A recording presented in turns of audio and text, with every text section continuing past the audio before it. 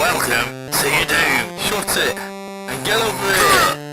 Massive uppercut!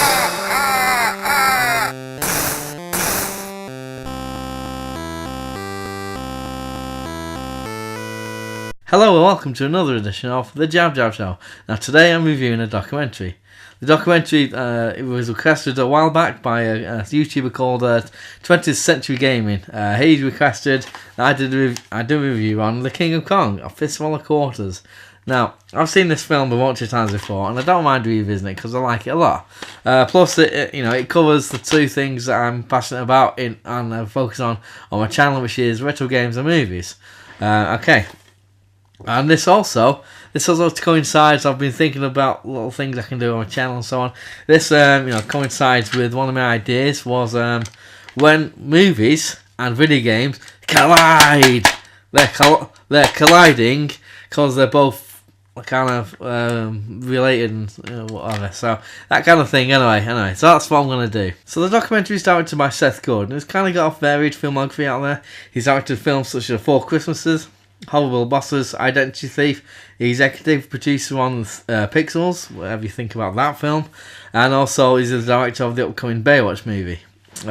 So this The King of Kong is a 2007 American documentary. It chronicles the story of all-round good egg Steve Wiebe and his attempt to get the world record of the world highest score on the arcade game Donkey Kong, which is, according to the documentary, is currently held by the dastardly Billy Mitchell.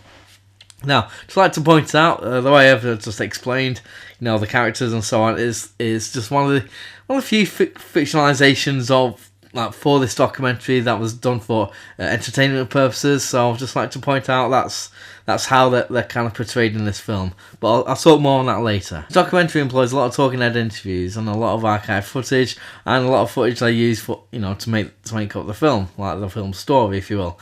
I feel it does it really well. It spends a lot of time with the main players, so to speak, as they initially wax lyrical about the games of this period.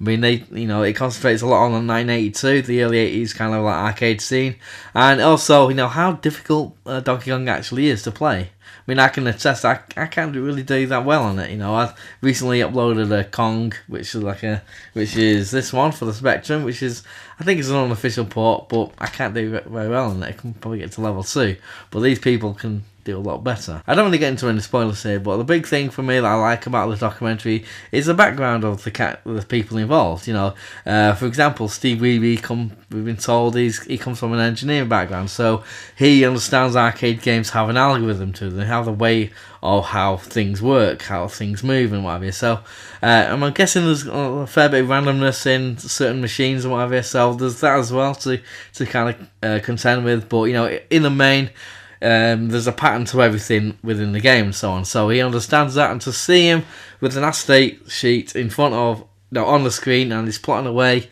of how, say for example, the spring, how it jumps, where it jumps to, what speed, and where it goes to from there. So he can figure out where he needs to be on the screen when it's doing all this. It's it makes me see this is next level stuff. This gives me admiration, a lot of admiration that I may know of people like this who can put in the time, the dedication, and all, obviously the focus and whatever into making themselves as good at the games as they are. I'm guessing it's the same kind of thing with people who do speed runs and perfect runs of games. I'll just watch them kind of mesmerised because I'm an average gamer, average player of most games, to be honest. So yeah, it's really good fun to watch how these people work, how they figure out stuff like that. The following here is my personal accomplishments, mainly of arcade games and video games.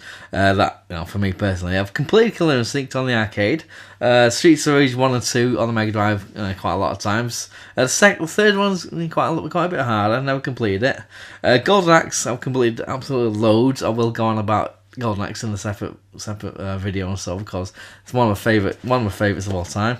That's on the Mega Drive. Ghouls and Ghosts on the Mega Drive got to the last level, and anyone who knows the Ghouls and Ghosts, Ghosts and Goblins, Super Ghouls and Goblins, that series, they're a very tough game, but you have to put in loads of effort into, getting to as far as I've got. Also, I've beaten China. I played as Brazil. I beat China. I think it was 40-0 on World Cup Italia '90, also on the Mega Drive. I got all the stars on Mario 64, so pleased with myself. I had a few little helps here and there. Ocarina of Time, Zelda, I completed that one. Wind Waker on the GameCube, Mario Sunshine on the GameCube, and gone back to Banjo-Kazooie on the N64. So yeah, despite all my relative glory, if you will, in these kind of things, I'm still in awe of these hardcore gamers who can get, so many points and so much dedication and all the rest of it. What I also like about the King of Kong is how it tells the story, how the story unfolds, and how it creates tension and conflict between the main players, Steve Wiebe and Billy Mitchell, and the various other people around them, and how it uses a lot of nice visual flourishes in order to illustrate the points, various points of the film. But going back to what I was saying about some of the facts being altered or even omitted from the final documentary, in order to create viewers' perception of some of the people within the documentary, and most notably Billy Mitchell and his so-called rivalry with Steve Wiebe. I'm not going to spoil. I don't want to spoil anything, and I'm not going to list all the things that have been altered, from in the documentary from what happened in real life. Just to say, Seth Gordon, the director, has acknowledged all these, and he says he's fictionalised certain things in order to create a more entertaining documentary. And for me, yes, it's a very entertaining documentary. It's one of my favourites out there, like it. And also with the angle for the arcade games, it's right up my street. But it kind of did get me thinking, with some of the things that have been skewed and whatever in the documentary. There's a lot of things to read online, a lot of sort of interviews of the main players and reactions to the King of Kong, how it all plays out. It's all really fascinating stuff. The filmmakers, they had over 300 hours of footage for this, and the final project is 79 minutes long.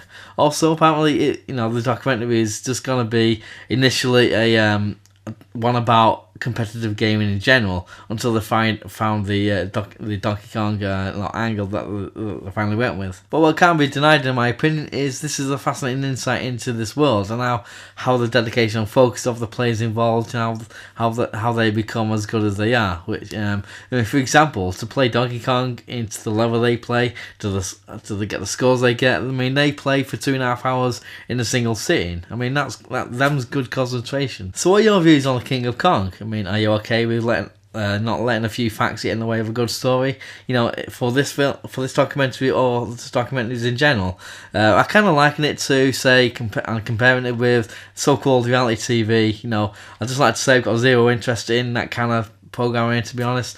But I'm aware that when Big Brother's on, they film with multiple cameras, 24 hours a day, 7 days a week. So when Channel 5, who broadcast it in the UK, when they put a highlights program on at night, and it's an hour long, that means they've taken off the day's events. That means they've taken away 23 hours of stuff happening.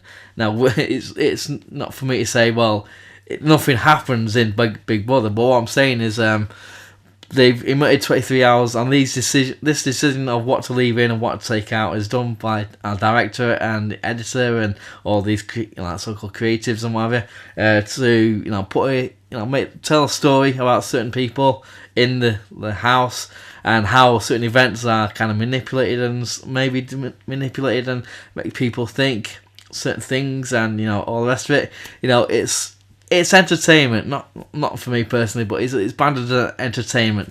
And you could say about the King of Kong as well. It's not like a kind of political propaganda piece of a documentary, and it's not as serious and important, so to speak, as say war, like a documentary about war. They can't say give all factual errors and so on, and people get all irate because people's lives are at stake or something. So. But does it make it okay? You know, does it make it okay that, you know, for entertainment purposes? You know, how do you feel about that? But getting back to the King of Kong, I've since found out there's going to be a filmed adaptation of what's happened, or maybe even a sequel, like, you know, showing how the King of Kong has changed the lives of Steve Evie and Billy Mitchell. So yeah, just let me know what you feel about the King of Kong. Have you seen it? Just let me know down below in the comment section. Also, what's your favourite documentary out there? And all your gamers out there, what's your highest score on Donkey Kong? I can't do very well on it. And have you what games have you completed and so on, or feel you're the best at and so on? So let me know all down below. Also, these things here, like Facebook, Twitter and all that, follow me, hashtag modern things, you know, do all that kind of thing, you know, I'll answer your questions. Also, if you want to request anything, any videos, any games, any films you want me to, you know, like, talk about and, you know, do a review on and so on, let me know down below in the comment section or up there, and I'll say hello and all the rest of it. So also do all that, tell your friends and everything, and then flub the lines there, and in the words of the new Cyrus, send the word. 9, 8, 7, 6,